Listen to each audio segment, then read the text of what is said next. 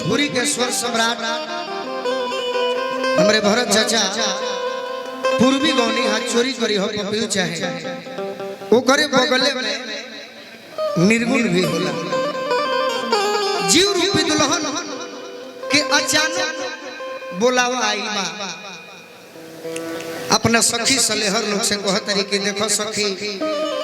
ना हमरा ब्याह के कार्ड छपाई बा न केहू से कहाई बा आई अचानक वो बोलो बोलो के बुलावाई बा तो बड़ा हम सोच में पड़ल बा कैसे कह तरी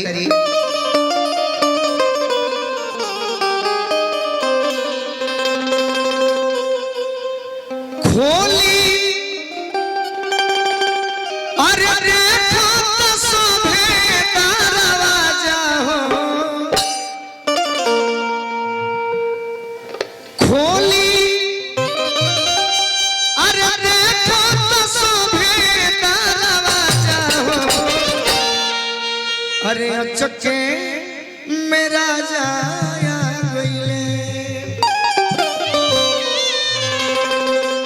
हे दुआरा पले के बंड बाजा हो अचके मेरा जाया गईले दुआरा पले के बंड बाजा हो अचके मेरा जाया गईले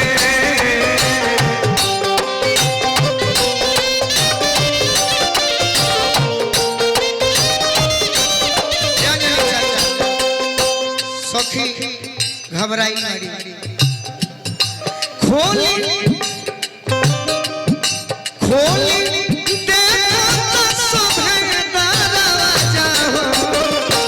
अचके में राजा गईले दुआरा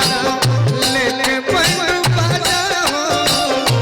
अचके में राजा गईले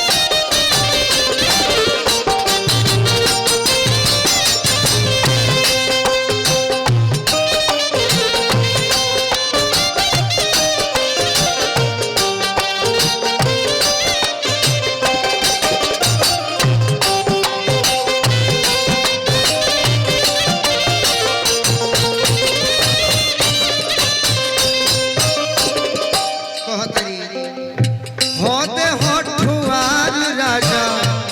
निठुरे कसाई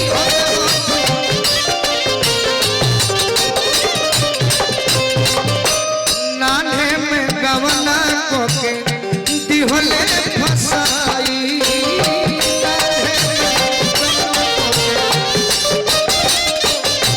होते होठुआल राजा निठुरे कसाई नाने में गवना कोके दिहले फसाई रहे नहीं एक और अंदाजा हो रहे नहीं एक और अंदाजा हो अचके मेरा जाया गईले दुआरा ले ले बंड बाजा हो अचके मेरा जाया गईले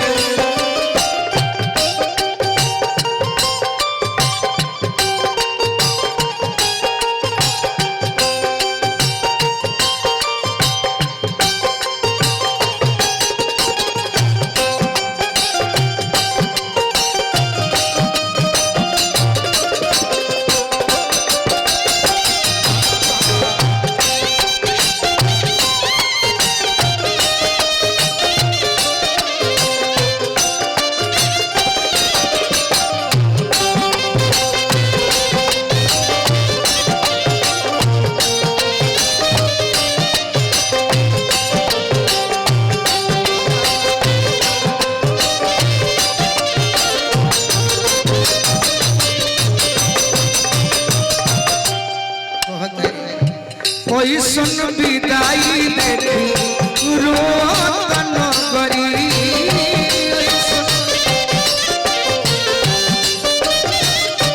अरे भाई भाऊ जाई संगे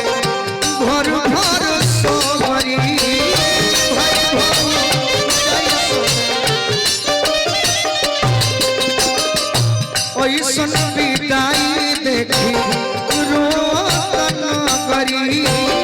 भाई भाऊ जाई संगे घर घर सोहरी सुसुकेले माई धोके पाजा हो सुसुकेले माई धोके पाजा हो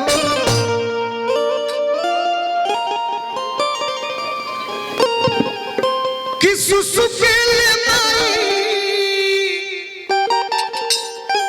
अरे धोके पाजा हो भोजपुरी में चौगुन जब हमारा चौगुन तो जनबे ना करत रहे कि का काला तो हमारा अंजनी चाचा ही सिखौनी तो भोजपुरी में बुझाई भी जरूरी बा कि सुसुकेले माई धोके पाजा हो अरे चके में राजा आ गइले सुसुकेले माई धोके पाजा हो चके में राजा आ गइले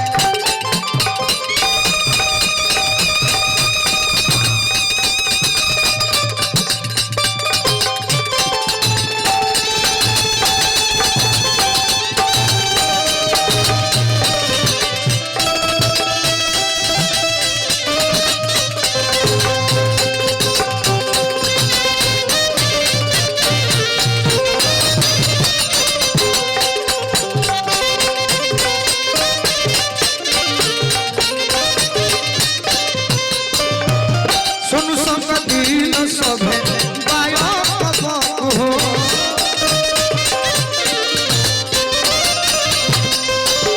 बाबूजी देखो थारे खड़ा एक टक हो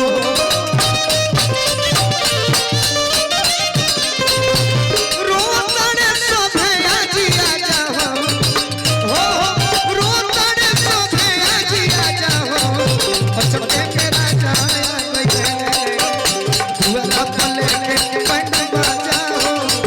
चके में राजा लेके पंड बाजा हो चके में राजा लेके पंड बाजा हो चके में राजा लेके पंड बाजा हो चके